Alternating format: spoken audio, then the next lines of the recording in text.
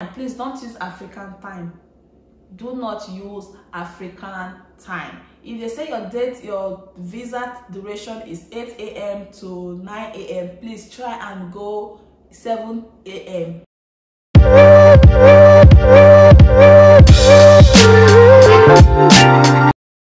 Hello guys, welcome to my YouTube channel. If you're here for the first time, you're welcome. If you're a returning subscriber, you are also welcome. Before you continue, do not forget to subscribe, do not forget to like, do not forget to share this video with your friends, and also turn on the notification. In today's video, I'm going to be talking about how to go about your visa application step by step, the documents you need, legalization process, and also proof of funds and all that. I'll be listing the documents you need. I'll be bringing them down in 3 categories. The first category is before you get your visa date. The second one is after you get your visa date, and the lastly is after you get your visa. Now let's start with what you need before you get your visa date. First of all, you should get your international passport prepared, which is very important. You're not going anywhere if you don't have your international passport. So if you want to apply for any travel anywhere in the world, you should have your international passport, which is the first thing. The second thing you should have is your document proving the reason why you're coming to Czech Republic. If you're coming here for the purpose of study, you must have your admission letter. If you're coming here for work, you should have your contract. If you're coming here for, let's say, vacation or tourism, you should have your invitation letter. But I'll be focusing more on the purpose of study. I'll be talking more of the steps to follow to get your study visa. So like I said, what you should have before you get your date is, one, you have to have your international passport. You have to have your accommodation contract, and mind you, all these should be the original copy. They don't need printouts, they don't need photocopy. Don't worry, schools also always send your admission letter through DHL, and also your contract, they send it through DHL, so you shouldn't be worried about that. And also you should have, now let me talk about the proof of fund, because this is one crucial thing that most people have problem with. This is what makes some people, like some visas, being rejected. Proof of fund, you should always have this before you even get your date, because if you want to submit this proof of fund, it will be like at least 3 months. If you want to print out your proof of funds, it should be at least the last 3 months. You can print more than that depending on you. You can print maybe 6 months. Like I printed like 6 months interval. That is what I did. And also you should not print out the electronically signed proof of funds. They would reject it. For you not to be sent back when you come for interview, please don't do the, even if you do the printing, the electronically printed, even if you print it out, still take it to the bank. Tell them that the embassy does not accept this. Tell them to sign on it by themselves. Now let's talk about how much you should have. Like if you're a self-sponsor, you should have at least 4 million naira in your account, because there is nobody sponsoring you. So you should have at least 4 million naira in your account. If you're going with a sponsor, like you have someone who is sponsoring you, you should have the minimum amount needed in your account first before you use your sponsor's account as a backup. Your sponsor's account is just a backup.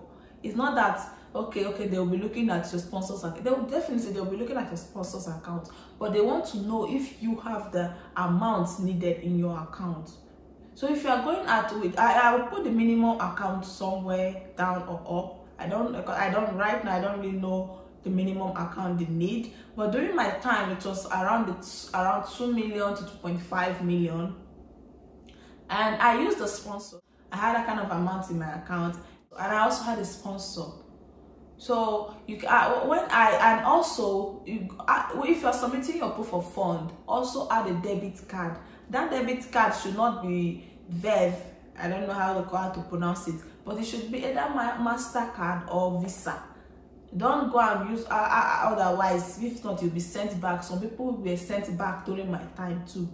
So also you should get your debit card. They'll give it back to you that day. They'll just have to, I don't know what they do with it. They'll just take it in and bring it out. I don't know what they do. Let me not say I know what they do. So I don't know what they do with that debit card. So you should also have your debit card with you.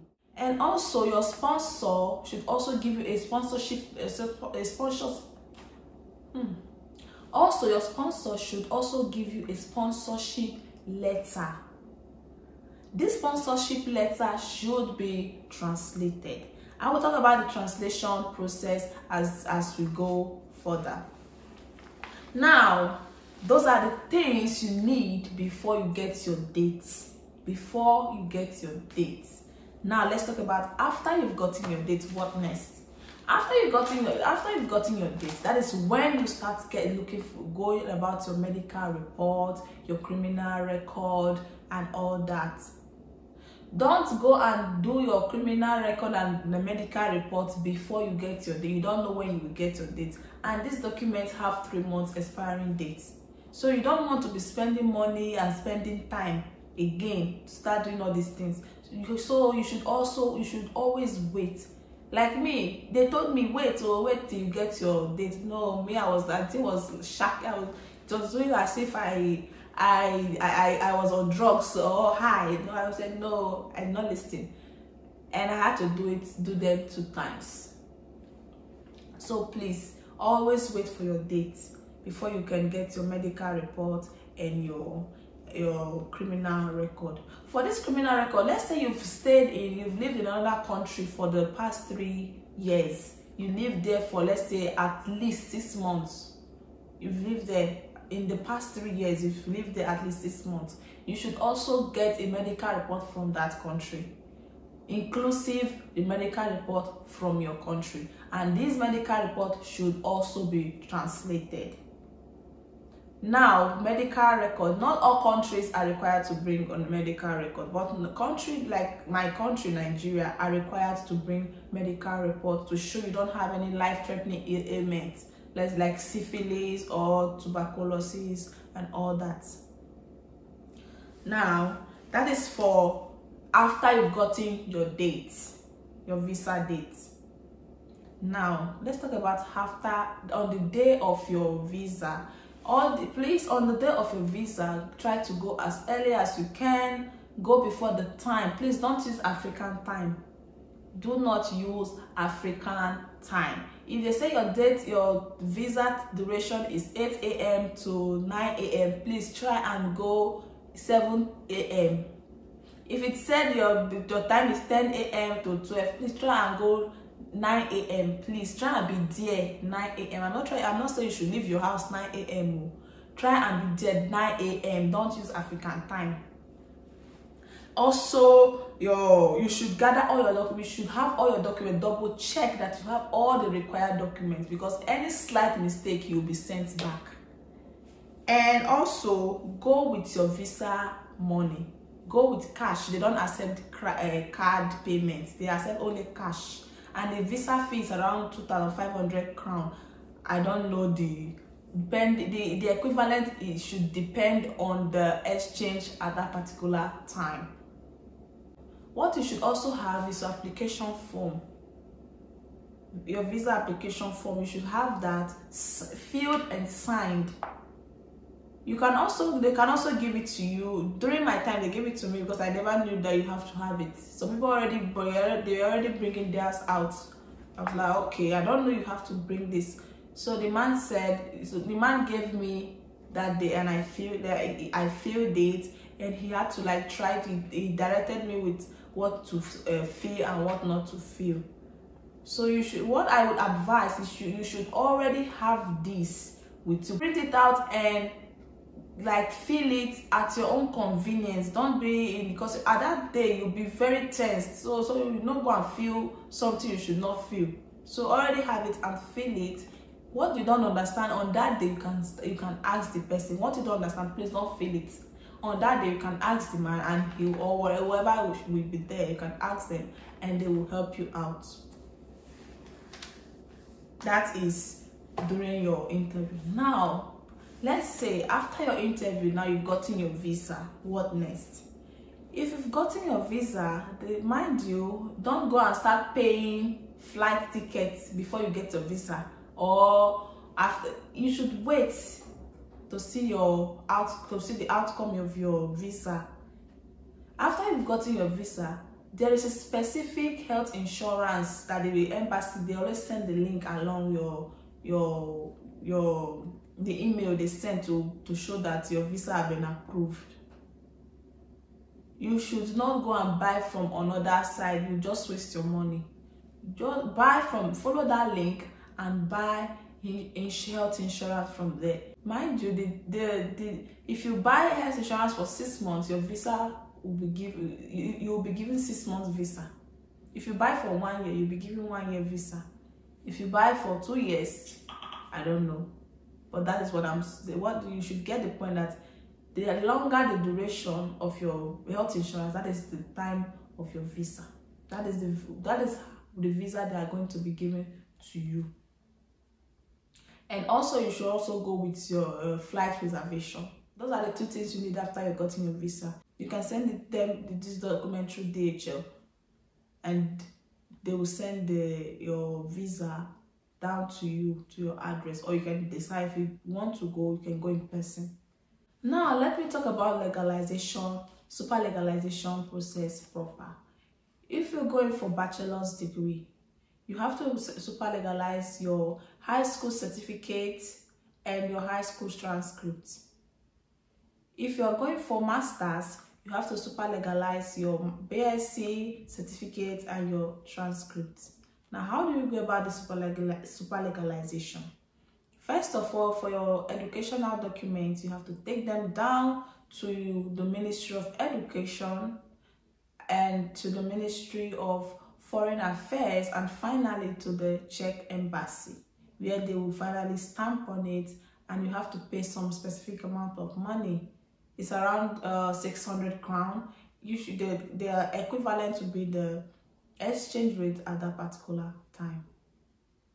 Now, other things you have to super legalize is during your interview is your criminal record, your medical certificate, and your sponsorship letter. You don't need to take it to the Ministry of Education.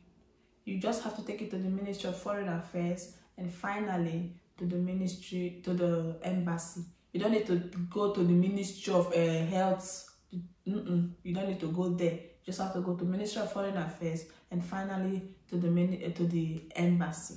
Where you can do the super legalization on the day of your interview. So you don't have to maybe go there before your interview. No, you can do all the super legalization of your criminal record and your medical certificate on the day of your interview. Now, so let me tell you how to go about booking for visa dates. I know some people have been staying for, they will say they've been home for like 3 months just looking for dates for visa. I did mine once and I got my date once. Now let me tell you how to go about it. This is what I did. After I got my documents, I got my admission letter and everything, I typed the email and I added the attachment and I scheduled my email. I scheduled it exactly the time. Mind you, if you should send it 1 minute before the exact time specified in their website, your email will be disregarded. So you should wait for you should always send your email at that specific time they need. And also, if you want to send your email, the first thing I'm gonna put like an example of the way I send my email to them. You have to put your first name, your phone number, your email, purpose of stay, that is, you have to attach the document showing the purpose of stay, and also your passport data page, scanned copy of your passport data page. And if you're not confident of my method, you can always send it your way, but make sure you send it at the exact time.